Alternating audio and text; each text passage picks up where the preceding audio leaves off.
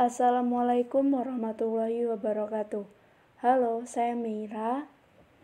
Apa kabar? Saya harap kita semua dalam keadaan baik. Kali ini saya akan membacakan buku I Want to Die but I Want to Eat Tteokbokki, karya Baek Si-hee. Buku ini adalah esai berisi tentang pertanyaan, penilaian, saran, nasihat, dan evaluasi diri yang bertujuan agar pembaca bisa menerima dan mencintai dirinya. Terdiri dari 236 halaman. Buku ini terbagi menjadi 12 bagian dan diawali dengan pengantar serta diakhiri dengan penutup, kata-kata dari psikolog, dan juga tambahan. Bagian-bagian dari buku ini yaitu: minggu pertama, aku hanya merasa depresi. Minggu kedua, apakah aku menderita mitomania? Minggu ketiga, aku mengawasi diriku sendiri. Minggu keempat, niat untuk menjadi spesial ternyata tidak spesial. Minggu kelima, si harga diri. Minggu keenam, apa yang harus aku lakukan agar aku mengenal diriku dengan baik. Minggu ketujuh, mengatur, membuat kesimpulan, kecewa, pergi. Minggu ke-8, akhirnya efek samping obat. Minggu ke-9, obsesi terhadap penampilan yang berlebihan dan gangguan kepribadian histrionik. Minggu ke-10, kenapa kamu menyukaiku walau aku begini. Minggu ke-11, aku tidak terlihat cantik. Minggu ke-12, di dasar hati. Kali ini saya akan membacakan bagian pertama dari buku ini. Kata pengantar. Padahal aku hidup dengan biasa-biasa saja, tapi mengapa hatiku terasa kosong? Jika ingin menjadi bahagia, tidak boleh takut pada fakta yang akan aku sebutkan ini, melainkan harus menghadapi dan menerimanya dengan lapang dada. Aku bicara soal fakta, yaitu selalu ada alasan yang membuat kita tidak bahagia dan tidak beruntung. Selalu ada alasan bagi kesedihan, derita, dan ketakutan yang kita rasakan. Kita tidak bisa memisahkan perasaan-perasaan seperti itu dalam hidup kita. A Perfect Day, Martin Page. Tulisan di atas adalah salah satu dari sekian banyak kata-kata yang aku sukai dan bisa aku pahami dengan baik. Meskipun aku sedang sangat sedih dan ingin menangis, aku tertawa mendengar lelucon yang disampaikan temanku. Namun di sudut hatiku, aku merasakan sebuah kekosongan. Lucunya, meski aku merasakan kekosongan di hatiku, aku tetap pergi untuk makan tteokbokki, karena aku merasa lapar. Tteokbokki sendiri adalah makanan khas Korea berupa kue beras yang dimasak dalam bumbu pasta cabai yang pedas dan manis. Perasaan yang ada di dalam diriku saat itu adalah suatu perasaan yang ambigu. Aku tidak merasa sedih, tidak pula merasa bahagia. Aku pun merasa cukup menderita karena awalnya aku tidak mengetahui bahwa perasaan-perasaan seperti itu bisa aku rasakan sekaligus pada waktu yang bersamaan.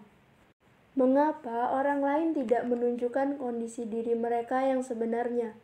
Apakah kondisi mereka sangat sulit, sehingga mereka tidak punya kekuatan untuk menunjukkannya? Aku selalu merasakan sesuatu dahaga yang aku sendiri tak tahu penyebabnya, dan aku membutuhkan orang lain yang memiliki perasaan yang sama sepertiku agar bisa memahami diriku. Namun, aku tidak berkelana untuk mencari orang yang bisa memahami diriku. Aku memutuskan untuk menjadi orang yang bisa memahami diriku sendiri. Aku memutuskan untuk melambaikan tanganku untuk menunjukkan keberadaanku. Aku harap ada orang yang melihat lambaian tanganku, orang yang serupa dengan mereka, sehingga mereka bisa menghampiriku, dan pada akhirnya kami bisa merasa aman bersama. Buku ini adalah buku yang memuat catatan pengobatanku yang terjangkit distimia atau gangguan distimik. Berbeda dengan gangguan depresi mayor yang menunjukkan gejala depresi berat. Distimia adalah kondisi di mana penderitanya mengalami depresi ringan yang berkepanjangan dan terus-menerus.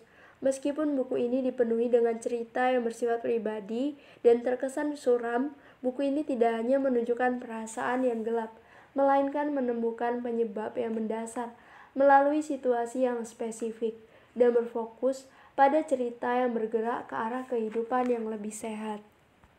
Aku penasaran pada orang-orang yang sama sepertiku. Mereka yang terlihat baik-baik saja di luar, tetapi memiliki ketidakjelasan dan luka di dalamnya. Sepertinya dunia ini terlalu berfokus pada bagian yang terlalu terang atau terlalu gelap. Aku teringat kembali pada respon orang-orang di sekitarku yang tidak memahami depresi yang aku alami. Wujud atau situasi seperti apa yang harus aku tunjukkan pada mereka agar mereka setidaknya bisa memahami apa yang aku rasakan. Apakah situasiku sekarang ini berada dalam wilayah pemahaman mereka? Aku harap dengan membaca buku ini, orang-orang bisa berkata, ternyata ada orang yang merasakan hal ini selain aku. Atau ternyata di dunia ini ada juga orang yang seperti ini. Aku pikir seni adalah sesuatu yang bisa menggerakkan hati manusia. Seni memberiku rasa percaya bahwa meskipun hari ini bukanlah hari yang sempurna, hari ini bisa menjadi hari yang cukup dan baik-baik saja. Rasa percaya bahwa hidup adalah ketika, meskipun aku merasa depresi seharian penuh, aku masih bisa tersenyum hanya gara-gara sebuah hal kecil sekalipun. Kini aku juga tahu bahwa menunjukkan sisi gelap dari diriku adalah sama normalnya seperti saat aku menunjukkan sisi terang dari diriku. Aku melakukan seni dengan caraku sendiri. Aku ingin bersungguh-sungguh mendekat pada hati seseorang tanpa ada motif tersembunyi dalam diriku. Bab 1. Aku hanya merasa depresi. Mendengar suara-suara halusinasi, melihat hal-hal hayalan, dan melukai diri sendiri bukanlah sebuah penyakit, seperti sebuah flu ringan yang membuat tubuh kita sakit. Rasa depresi yang ringan pun membuat mental kita sakit. Sejak kecil aku adalah orang yang introvert dan pemalu. Meskipun kini ingatanku sudah samar-samar, jika membaca kembali buku harian yang pernah aku tulis, aku bukanlah tipe orang yang positif, dan sepertinya aku terus-menerus merasakan depresi. Depresi yang aku derita mulai bertambah serius ketika duduk di bangku SMA. Saat itu, aku tak suka belajar. Aku juga tak bisa melanjutkan pendidikan ke universitas dan masa depanku tampaknya suram. Maka aku pun berpikir bahwa wajar saja jika aku merasa depresi pada saat itu. Namun, ternyata depresi yang aku rasakan tetap sama bahkan setelah aku mengubah hal-hal yang ingin aku ubah, seperti menurunkan berat badan, masalah universitas, percintaan, dan pertemanan. Depresi yang aku rasakan juga tidak terus-menerus terasa sejak awal, tapi perasaanku selalu naik dan turun. Ada hari di mana aku tertidur sambil menangis. Ada hari di mana aku tertidur dengan perasaan senang. Jika aku merasa stres, pencernaanku tidak berjalan dengan baik. Jika aku merasa depresi, aku pun menangis. Aku pun perlahan semakin menjadi gelap, sambil memikirkan bahwa aku memang seorang yang diliputi depresi sejak awal. Rasa takut dan tidak nyaman saat aku berhadapan dengan orang lain pun semakin besar. Aku sering merasa cemas dan tidak nyaman saat berada di dalam situasi yang tidak familiar bagiku. Tapi aku rasa aku bisa berakting, seolah-olah aku tidak merasakan kecemasan itu. Maka dari itu, aku merasa bahwa diriku baik-baik saja dan terus memacu diriku untuk menghadapi semua itu. Akan tetapi, lama-kelamaan aku merasa sudah tidak bisa lagi menahan semua rasa depresi dan cemas itu. Akhirnya, aku pun memutuskan untuk berkonsultasi pada ahlinya. Meski aku merasa sangat tegang dan takut, aku menguatkan tekadku dan masuk ke dalam ruang pemeriksaan. Psikologi. Apa yang membuat Anda datang ke sini? Aku, bagaimana ya? Saya hanya merasa depresi. Apakah saya harus menjelaskannya dengan lebih detail? Psikologi. Kalau Anda bisa menjelaskannya dengan lebih detail, tentu akan lebih baik. Aku membuka catatan yang ada di ponselku dan mengatakan apa yang selama ini telah aku tulis. Saya sering sekali membanding-bandingkan diri saya dengan orang lain. Akibatnya, saya sering memperlakukan diri saya dengan kurang baik. Kemudian sepertinya rasa percaya diri saya sangat rendah. Psikologi berkata, apakah Anda pernah memikirkan hal apa yang kira-kira bisa menjadi penyebab utamanya? Lalu aku menjawab, Rasa percaya diri yang rendah mungkin dimulai dari lingkungan keluarga saya. Sejak kecil, ibu saya selalu bilang, keluarga kita ini miskin, tidak punya uang, dan saya tumbuh besar sambil terus mendengar hal itu. Rumah saya pun termasuk sempit untuk ditinggali oleh keluarga yang terdiri dari 5 orang.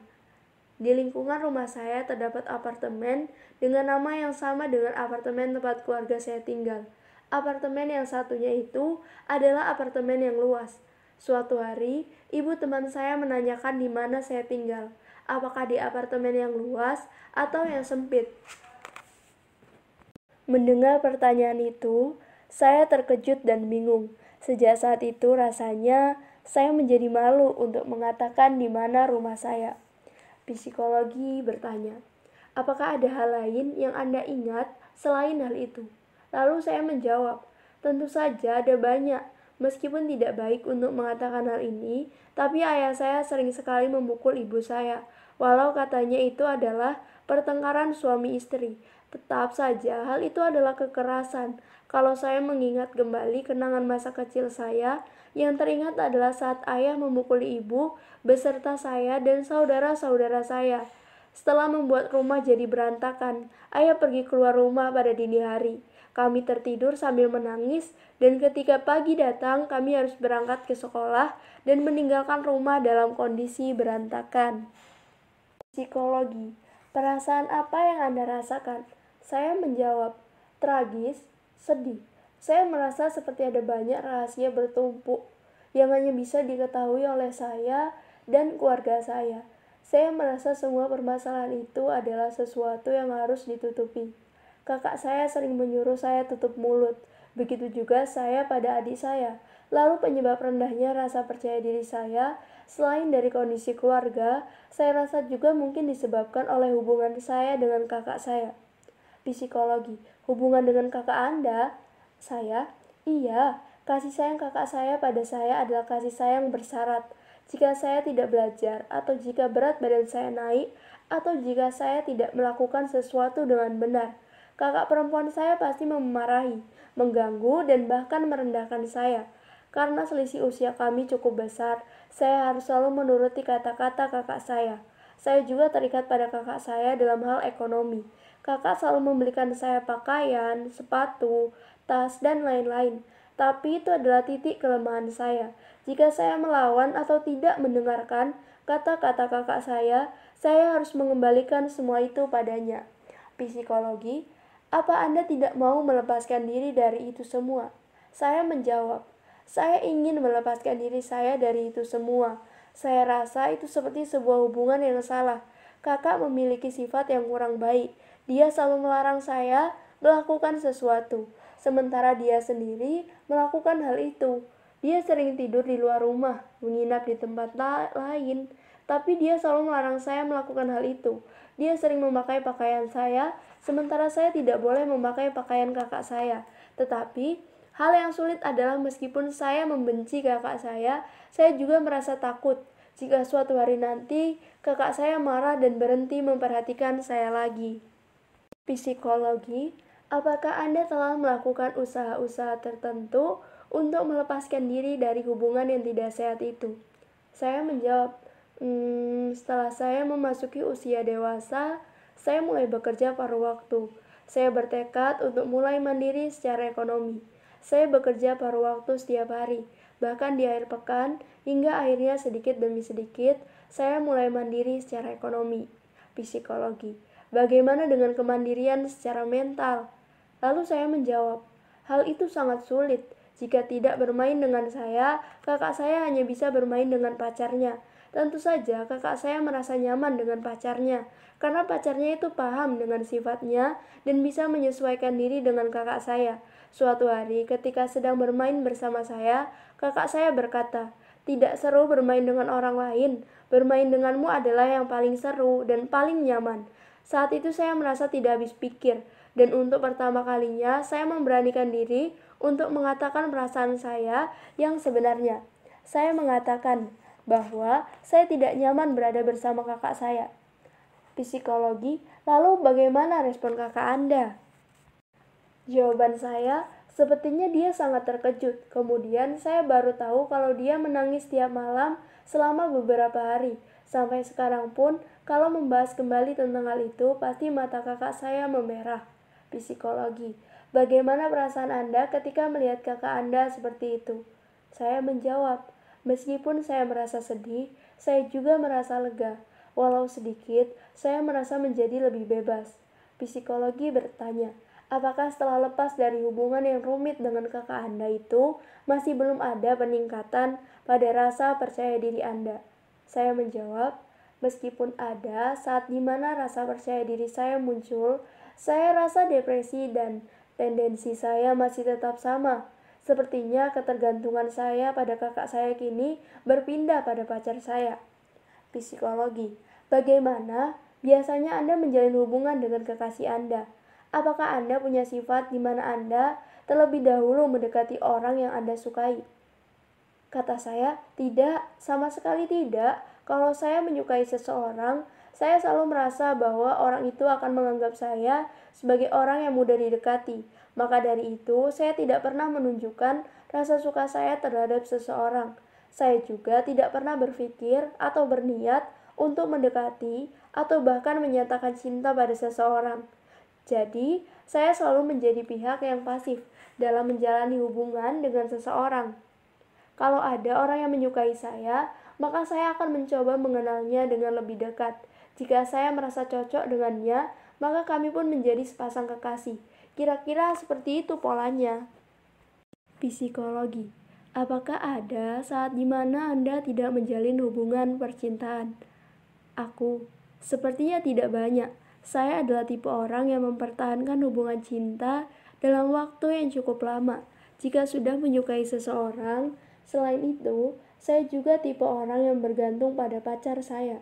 Pacar saya pun sangat perhatian dan selalu menjaga saya. Tapi meski pacar saya mencintai saya dan menerima saya apa adanya, selalu saja ada rasa tidak nyaman dan frustasi dalam diri saya. Sebenarnya saya tidak ingin memiliki rasa ketergantungan. Saya ingin menjadi orang yang mandiri dan bisa mengandalkan diri sendiri. Saya ingin hidup dengan baik meskipun sendirian, tapi saya selalu merasa saya tidak bisa melakukan hal itu. Psikologi. Bagaimana hubungan Anda dengan teman-teman?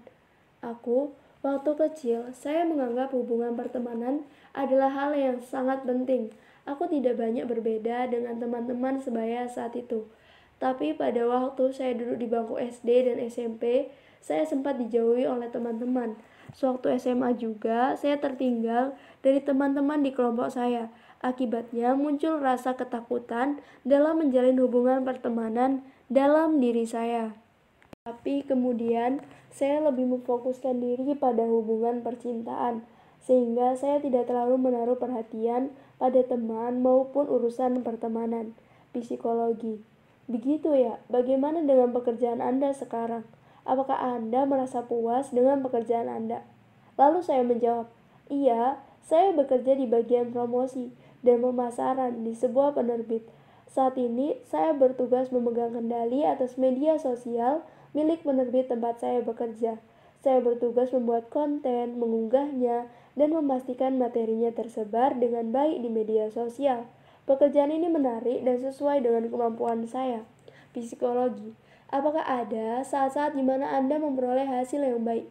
Lalu aku menjawab, iya ada, maka dari itu saya berusaha bekerja lebih giat. Tapi terkadang saya juga merasakan tekanan bahwa saya harus selalu memperoleh hasil yang baik. Psikologi. Begitu ya.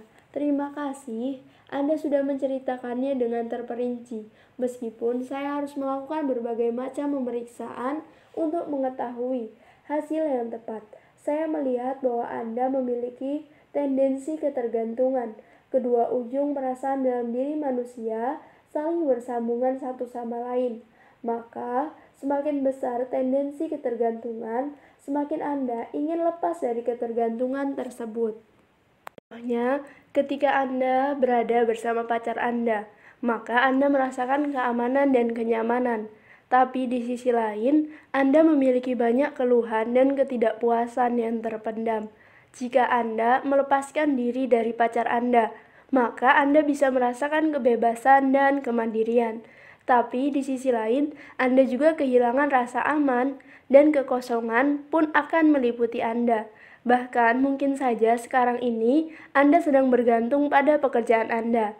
Meski Anda bergantung pada pekerjaan Anda, karena setiap kali memperoleh hasil yang baik, Anda bisa mendapat pengakuan atas kemampuan Anda. Rasa puas yang didapat dari hal itu tidak akan bertahan lama, sehingga mungkin akan ada masalah lain yang mengikutinya. Hal ini sama saja dengan berlari di dalam sebuah roda putar. Meski Anda sudah berusaha untuk melepaskan diri dari depresi, Anda mengalami kegagalan usaha dan kegagalan untuk melepaskan diri dari depresi ini terus berulang hingga akhirnya malah menjadi sumber bagi depresi yang lebih berat lagi. Aku, begitu ya. Mendengar perkataan psikiater tadi, aku merasa mendapat penghiburan dan merasa semuanya menjadi lebih jelas. Psikologi, Anda harus melakukan sebuah terobosan. Jika Anda ingin keluar dari roda putar depresi dan frustasi, maka Anda harus berani mengambil sebuah tantangan. Anda harus berani melakukan hal baru yang sama sekali tidak terpikirkan oleh diri Anda sebelumnya. Saya tidak tahu harus mulai dari mana. Psikologi. Mulai sekarang, Anda harus mencoba mencari tantangan atau terobosan itu mulai dari hal yang kecil. Oh ya, selain itu, saya jadi sering mengunggah kehidupan yang palsu di media sosial saya. Saya tidak berpura-pura bahagia. Saya hanya ingin terlihat spesial dengan banyak mengunggah foto tentang buku, pemandangan, atau tulisan-tulisan indah. Sepertinya saya ingin menunjukkan bahwa jika orang-orang sudah mengenal saya, maka mereka akan merasakan bahwa saya adalah orang yang baik dan memiliki perasaan yang dalam. Selain itu, saya juga memandang dan menilai orang sesuai dengan kriteria saya sendiri. Padahal saya sendiri tidak pantas untuk menilai orang lain. Sungguh rasanya sangat aneh. Psikologi. Jika saya menyimpulkan dari apa yang Anda katakan, Anda ingin seperti seseorang yang ingin menjadi robot. Sepertinya Anda ingin menjadi seseorang yang memiliki suatu standar tertentu yang tidak bisa diubah. Iya, benar. Padahal itu kan sesuatu yang tidak mungkin. Psikologi. Untuk minggu ini, bagaimana jika Anda mengisi lembaran pemeriksaan yang akan saya berikan hari ini? Lembaran pemeriksaan adalah lembaran berisi 500 pertanyaan mengenai tes kepribadian dan gejala, serta skala penilaian perilaku. Saya, baik. Seminggu kemudian, psikologi. Bagaimana seminggu terakhir? Saya, sampai hari sebelum Memorial Day. Memorial Day adalah hari libur di Korea Selatan untuk memperingati mereka yang meninggal dalam Perang Korea dan perang lainnya, diperingati setiap tanggal 6 Juni. Saya merasa sangat depresi, tapi setelah itu kondisi saya menjadi lebih baik. Minggu lalu ada hal yang belum sempat saya katakan. Minggu lalu dokter bilang kalau saya seperti orang yang ingin menjadi robot kan? Saya memiliki standar untuk diri saya sendiri. Standar itu adalah saya tidak boleh merugikan orang lain. Maka saya merasa orang lain juga harus memiliki standar seperti itu. Lama-kelamaan hal itu menjadi semakin parah. Hingga saya menjadi seperti terobsesi dan akhirnya menyebabkan rasa tidak nyaman saat saya melaksanakan kegiatan saya sehari-hari. Contohnya, ketika saya melihat orang yang berbicara atau menelpon dengan suara keras di dalam bus. Rasanya amarah saya meningkat sedikit demi sedikit. Bahkan ada saatnya amarah saya memuncak hingga saya merasa seperti ingin mencekik leher orang itu. Meski saya tentu saja tidak bisa benar-benar melakukannya. Psikologi. Oh, tentu Anda merasa bersalah ya? Iya. Meski saya sempat 1 atau 2 kali menegur orang itu dan memintanya agar tidak berisik. Rata-rata 8 dari 10 kasus saya tidak bisa berbuat apa-apa. Akhirnya, rasa bersalah saya pun menjadi semakin parah. Saya semakin menyalahkan diri saya sendiri. Di tempat kerja pun saya merasa sensitif ketika mendengar suara papan ketik hingga saya tidak bisa fokus bekerja. Bahkan saya pernah menegur rekan kerja saya yang banyak bicara saat bekerja. Setelah saya menegurnya, rasanya saya sangat lega. Psikologi. Apakah menurut Anda ada orang yang merasa sangat terganggu dan menderita jika tidak bisa menegur orang yang berisik? Saya rasa Anda ini seperti orang yang berada di dalam pikiran bagaimana ya caranya agar aku bisa merasa lebih menderita. Kebanyakan orang-orang di dunia ini punya sifat pengecut, tapi Anda menekan diri Anda sendiri agar tidak menjadi seorang pengecut. Maka dari itu, Anda selalu merendahkan diri Anda, meski telah berani menegur walau hanya 1 dari 10 kali kasus. Aku, rasanya jika ada 10 kasus, saya ingin menegur 10 kali. Psikologi, apakah Anda rasa Anda akan menjadi bahagia jika melakukan hal itu? Meskipun Anda menegur 10 kali dari 10 kasus, Anda tidak akan merasa, semua sudah menjadi lebih baik, kini semuanya terasa lebih nyaman. Itu karena semua orang tidak mungkin memberikan respon yang sama. Anda menjadikan hal yang bisa dikritik oleh orang lain menjadi tanggung jawab Anda sendiri.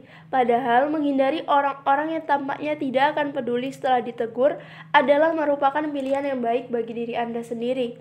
Mencari satu persatu akar permasalahan dan berusaha menyelesaikannya sendiri adalah sesuatu yang sangat tidak mungkin. Tubuh kita hanya ada satu, tidak perlu membebani peran yang terlalu besar pada tubuh ini. Kenapa saya bisa seperti ini ya dok? Psikologi. Karena Anda adalah orang yang baik. Aku tidak setuju dengan kata-kata ini. Bahkan saya sudah mencoba sengaja membuang sampah sembarangan di jalan dan menelpon dengan suara keras di dalam bus. Tapi rasanya saya tidak nyaman. Meskipun begitu, saya merasa sedikit sensasi kebebasan. Psikologi. Jika Anda merasa tidak nyaman, Anda tidak perlu sengaja melakukan hal-hal seperti itu. Saya paham bahwa manusia adalah 3 dimensi, tapi sepertinya saya tidak bisa menerima hal itu. Psikologi, jika kita melihat manusia secara 2-dimensional, pandangan itu tidak hanya berlaku ketika kita melihat manusia lain saja, tetapi juga akan berlaku ketika kita memandang diri kita sendiri. Tidak apa-apa jika sesekali Anda menjadi orang yang menyeramkan. Contohnya, coba bayangkan seseorang yang menurut Anda adalah seseorang yang ideal. Apakah dalam situasi tersebut, orang yang Anda bayangkan sebagai seseorang yang ideal juga akan marah? Anda boleh marah setelah membandingkan dengan cara seperti ini. Meskipun nantinya orang-orang akan menilai Anda sebagai seseorang yang tajam. Saya rasa saat ini Anda hanya berusaha untuk mendapatkan hal yang Anda anggap paling ideal dari pengalaman dan pemikiran Anda. Seperti Anda selalu berkata pada diri Anda sendiri, aku harus menjadi orang yang seperti ini. Setelah Anda melihat pengalaman dan pemikiran orang lain, tapi sepertinya yang tadi Anda bilang, manusia ini 3-dimensional. Meskipun dari luar seseorang tampak keren, di belakangnya bisa saja dia melakukan tindakan yang kotor. Ada saat-saat juga di mana Anda akan merasa kecewa karena memiliki ekspektasi yang terlalu tinggi terhadap orang tersebut. Di saat-saat seperti itu, ada baiknya jika Anda mengatakan pada diri Anda sendiri, oh, ternyata orang itu sama-sama hidup sambil bernapas sepertiku, sama-sama orang biasa sepertiku. Jika Anda memikirkan hal itu, tentu akan menjadi penghibur yang hangat bagi diri Anda sendiri. Saya selalu berpikir bahwa diri saya ini lemah. Saya juga selalu berpikir bahwa orang lain mengetahui sisi lemah dalam diri saya tersebut. Sepertinya mereka semua mengetahui dan telah melihat kelemahan saya. Sementara itu, saya terus merasa takut karena saya akan dinilai buruk oleh orang lain. Psikologi, itu karena ada rasa cemas yang tersembunyi dalam diri Anda. Ketika sedang berbicara, Anda secara otomatis berpikir, bagaimana orang ini memandangku? Apa dia akan meninggalkan aku? Maka tentu saja Anda akan merasakan kecemasan. Bercerita bisa menjadi sesuatu pengalaman yang baik, tapi Anda harus memahami bahwa tanggapan pendengar cerita Anda tidak bisa seragam. Pendengar cerita Anda bisa memberi tanggapan C, bisa juga memberi tanggapan D. Sangat penting bagi Anda untuk mengetahui bahwa tanggapan dari orang-orang di sekitar Anda bisa sangat beragam, dan Anda harus bisa menerimanya. Begitu ya. Minggu lalu kita bicara soal tantangan kan? Maka hari ini saya datang setelah melakukan happy perm pada rambut saya. Saya sangat menyukainya dan saya juga senang karena orang-orang di kantor juga memberikan respon yang baik. Oh ya, minggu lalu juga dokter menanyakan sesuatu kan? Kelebihan saya menurut teman-teman adalah saya orang yang mudah merasa simpati.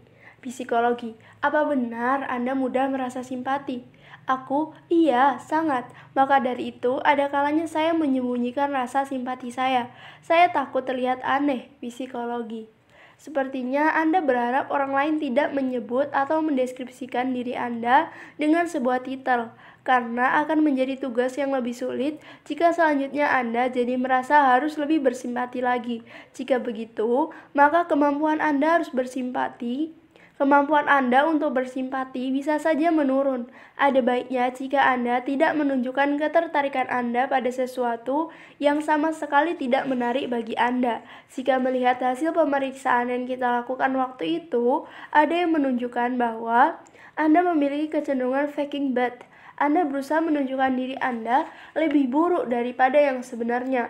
Pola ini sering terlihat pada orang-orang yang mengalami pemulihan kerja atau pada orang-orang yang tidak suka pergi ke sekolah.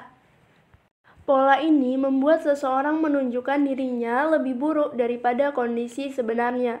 Anda melihat diri Anda dengan pandangan yang lebih negatif daripada kondisi Anda yang sebenarnya. Sementara itu, faking good sering ditemukan pada hasil pemeriksaan para tahanan yang ada di penjara. Mereka tentu berusaha menunjukkan bahwa kini mereka telah menjadi lebih baik.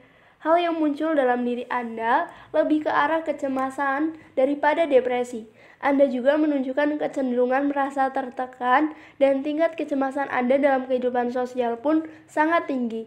Selain itu, pandangan Anda dalam melihat wanita adalah pasif. Peranku dalam masyarakat adalah seorang wanita, maka aku tidak bisa melakukan hal yang lebih dari ini. Pikiran Anda yang seperti ini sangatlah kuat. Saya tidak berbicara tentang sifat atau karakter asli Anda, tapi saya bicara tentang kondisi Anda sekarang. Selain itu, tidak ada lagi hal-hal yang perlu perhatian khusus. Hasil yang saya temukan adalah Anda memiliki banyak kecemasan dan kesulitan dalam menjalani kehidupan sosial dalam masyarakat. Kemudian, Anda merasa diri Anda tidak nyaman dibandingkan kondisi yang sebenarnya. Anda menilai diri Anda secara subjektif, serta merasa sangat sensitif dan depresif terhadap diri Anda. Ibaratnya, Anda tidak gila, tapi Anda berpikir bahwa Anda ini gila. Aku, benar, tapi kalau saya pikir saya ini normal, rasanya saya lebih tersiksa. Saya sering dipenuhi pertanyaan seperti, mengapa diriku sangat aneh? Psikologi, apakah Anda telah mencari tahu soal distimia? Bagaimana menurut Anda? Aku, meskipun tidak ada penjelasan yang benar-benar sesuai dengan gejala yang saya rasakan, saya merasa bahwa ini seperti aku ketika membaca informasi tentang hal itu.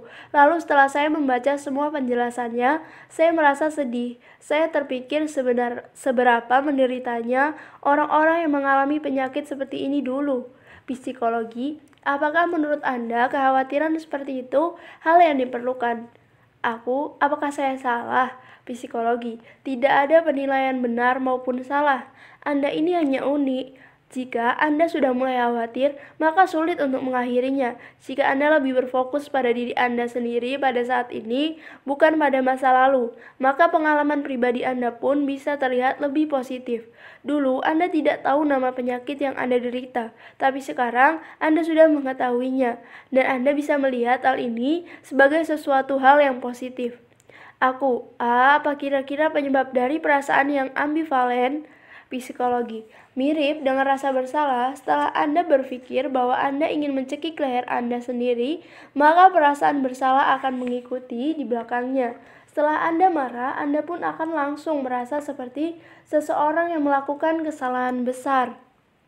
Itu seperti sebuah kecenderungan Anda berbuat hal buruk. Itu karena di dalam diri Anda terdapat sebuah superego yang sangat kuat. Selain hal-hal yang kukumpulkan sendiri, aku juga meminjam hal-hal baik dari berbagai tempat sehingga menciptakan gambaran diri yang menurutku ideal. Tapi, sesuai dengan namanya, hal itu hanyalah sesuatu yang ideal, bukanlah kenyataan.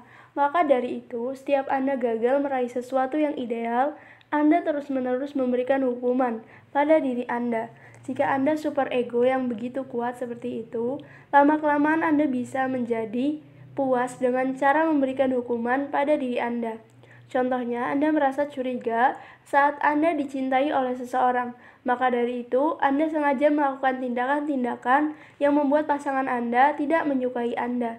Anda bisa saja melakukan hal itu sampai pasangan Anda akhirnya menyerah dan meninggalkan Anda. Dan kemudian, Anda akan merasa lebih tenang ketika hal itu terjadi. Ada banyak hal di luar sana yang bisa Anda kendalikan dibanding sosok Anda yang sebenarnya. Aku, begitu ya, bagaimana dengan perasaan saya suka sendiri, tapi saya tidak suka sendirian? Psikologi, bukankah itu suatu hal yang pasti? Aku, hal yang pasti. Psikologi, benar, saya rasa semua orang pasti merasakan hal itu. Hanya saja, tingkat masing-masing orang merasakannya tentu berbeda-beda. Setiap orang perlu berinteraksi dan berhubungan dengan orang lain.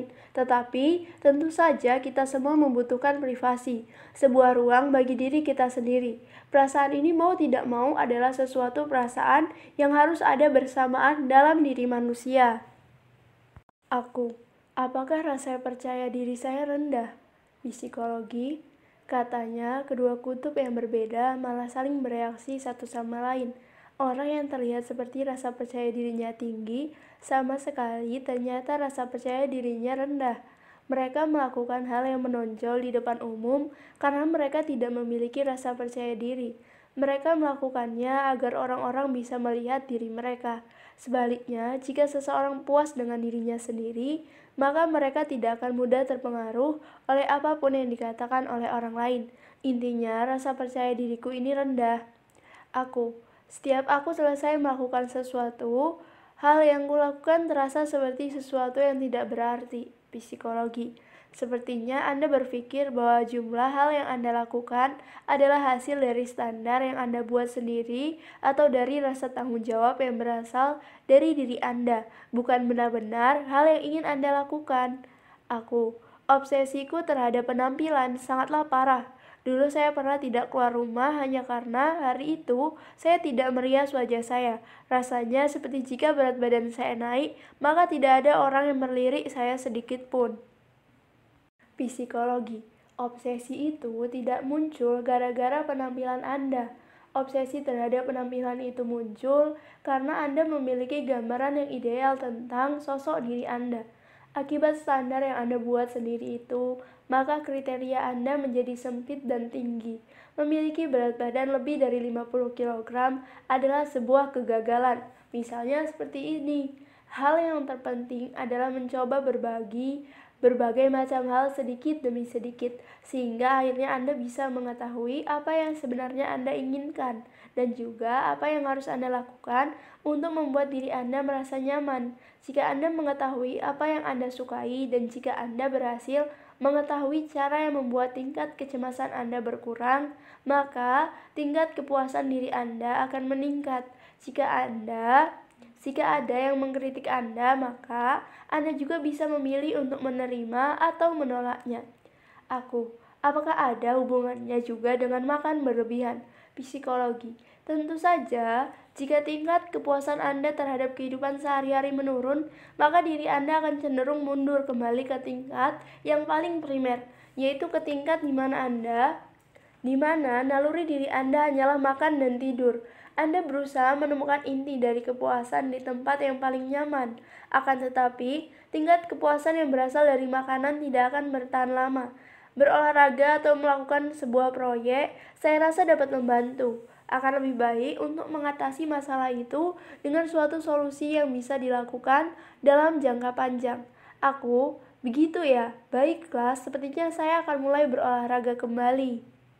Dilema landa, suatu kondisi psikologis di mana sepasang hati yang sebenarnya saling menginginkan kedekatan satu sama lain, tetapi di saat bersamaan memiliki kecenderungan untuk menjaga jarak antara mereka disebut sebagai dilema landa. Aku selalu merasa ingin sendirian, tapi aku benci menghabiskan waktu sendirian. Katanya itu disebabkan karena aku memiliki tendensi ketergantungan yang kuat. Ketika aku bergantung pada seseorang, aku merasa aman, tapi di sisi lain aku memiliki banyak ketidakpuasan. Sementara itu, jika aku melepaskan diri dari seseorang, aku bisa mendapat kebebasan. Tapi di sisi lain, aku jadi merasa tidak aman dan kekosongan pun menumpuk dalam diriku. Meskipun setiap saat aku sangat bergantung pada seseorang, aku terkadang memperlakukan orang itu dengan tidak baik. Semakin banyak orang tersebut memberikan sesuatu padaku, aku cenderung lebih cepat bosan. Lalu, lebih parahnya, aku juga membenci diriku yang bersikap seperti ini. Namun, jika aku berada bersama orang yang mengatakan bahwa diriku ini benar, aku langsung bersikap manja seperti anak-anak pada orang itu. Aku tahu betul bahwa perlahan-lahan aku menjadi seorang pengecut yang bersembunyi di balik pagar yang kurasa aman ini. Mungkin itu juga sebabnya aku tidak bisa keluar dari pekerjaanku sekarang ini. Ini juga adalah caraku menjalani hidup selama ini. Masalahnya bukanlah apakah suatu hal ini baik atau buruk, tetapi hal apakah kira-kira bisa membuat hidupku menjadi lebih sehat.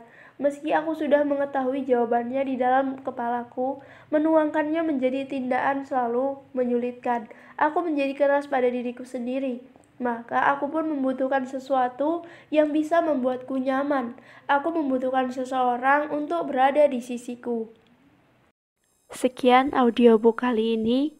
Terima kasih telah mendengarkan. Wassalamualaikum warahmatullahi wabarakatuh.